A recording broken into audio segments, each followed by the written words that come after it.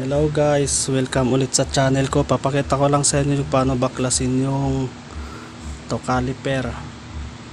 Itong caliper ko pala to, Genova caliper, pero wala siyang pero ito Genova to.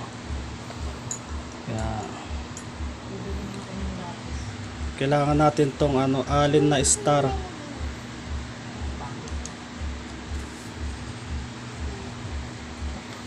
Ito kasi nabaklas ko na to. Kailangan lang natin baklasin pag nagkakaroon ng leak, pero ito kailangan ko na kasi siya linisin kasi matagal-tagal na rin to na simula nang hindi ko pa nababaklas.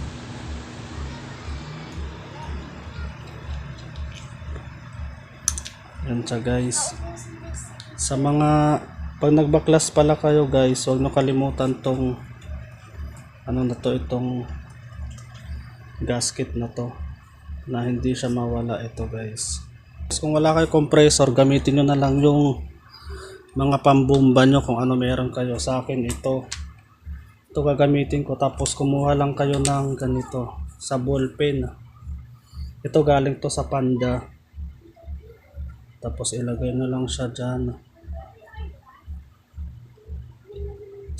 ilak nyo. Yan, ito unahin natin. Pag nagbaklas pala kayo guys, dapat may gasket.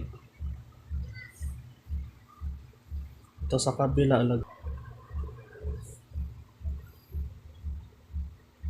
hanggang sa tumalsik yung piston. Yan. Yan, ganun lang siya guys. Ito namang isa, dahil nga sa may butas, kailangan yung takpan to. Tapos saka nyo ipump ito, balik nyo tong gasket na to dito. Ito guys, ganito din. Ito yung gasket na, tapos lagay nyo lang ulit to. Okay na. Yan. Ganun lang guys. Tapos ito, huwag nyo lang kakalimutan itong gasket na to, kasi pag nawala to, kailangan nyo talaga bumili. Ito. Napakaliit lang nito guys, oh. Kaya itabi nyo lang to dito. Kahit saan nyo, basta hindi lang mawawala. Tapos ang pagtanggal ng gas ng na to, o-ring sa loob. Ito lang karayom. Tapos umpitin nyo lang. Huwag nyo tutusokin yung mismong gasket. Padaanan nyo lang ng karayom. Tapos, ayan, ganyan. Ganon din dito sa isa.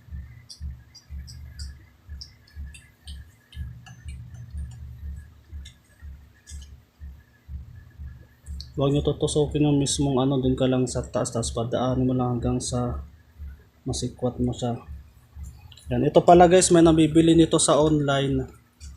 Ito yung gasket na to, kasi pag lagi na naglilik yung piston nyo, palitan nyo na yung ganito. Tapos lalagay ko na lang yung link dyan sa comment section guys, kung gusto nyo bumili. Guys, ito nalinisan ko na siya guys. Bali, kung bibili pala kayo ng ganito guys, yung piliin nyo pag ganito yung piston nyo, naka-alloy kayo, ang piliin yung sukat nito guys, kasi may dalawang sukat to. Ang piliin nyo 21.5, 15 yung inner diameter nito, tas yung outer 25.5 mm.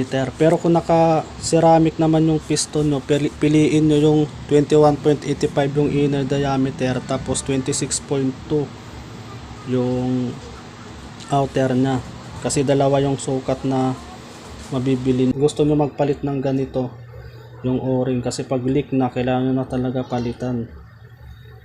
At sa pagbabalik guys, ganito lang, ipapasok nyo lang ulit siya dyan. Yan, kahit ganyan yan, okay lang yan. Tapos sungkitin nyo na lang ulit.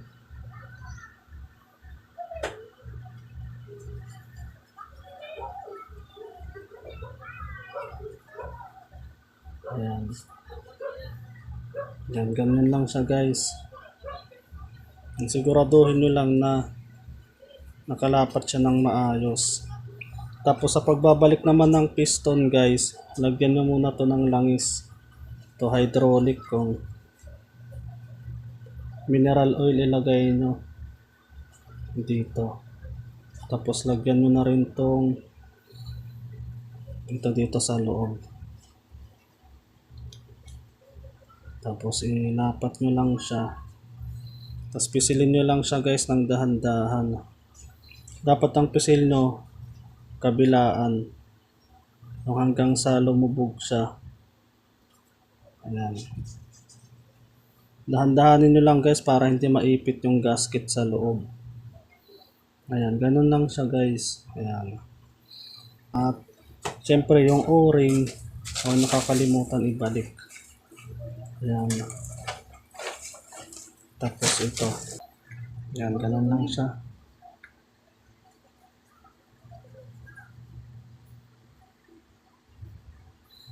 Tapos yung tornilyo. Hindi naman mahirap ibalik to guys. Basta huwag nyo lang kakalimutan yung o-ring. Dapat nakalapat talaga siya.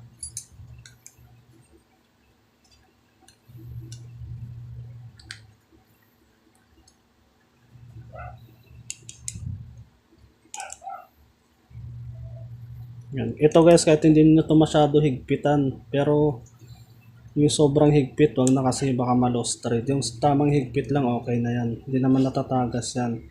At ito pala guys, ang takip dito.